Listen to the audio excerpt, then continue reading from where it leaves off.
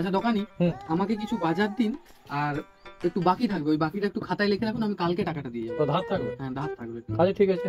আর বলছি তার আগে আমাকে এই 100 টাকার একটু খুচরো দিন তো, খুব দরকার। আচ্ছা ঠিক আছে, তো বাজেটটাকে বলো কি কি লাগবে। আমাকে একটা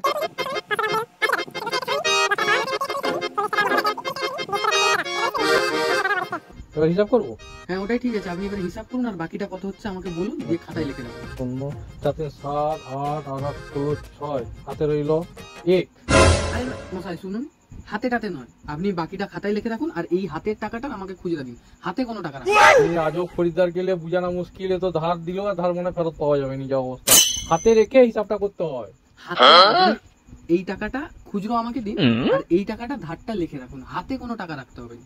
8 8 16 6 হাতে হলো 1। আবার সেই হাতে টাকা। আচ্ছা মশাই, তো আচ্ছা দোকানদার তো আপনি আপনি এক কাজ করুন, আমার টাকা ফেরত দিন, আপনার বাজার আমার দরকার নেই, আমার ধার লিখতে হবে না, আমি অন্য দোকানে বাজার দিই। মুশকিল খরিদ্দার, হিসাব পত্র কিছু জানেনি, এসব খরিদ্দারকে নিয়ে ব্যবসা করা মুশকিল ব্যাপার।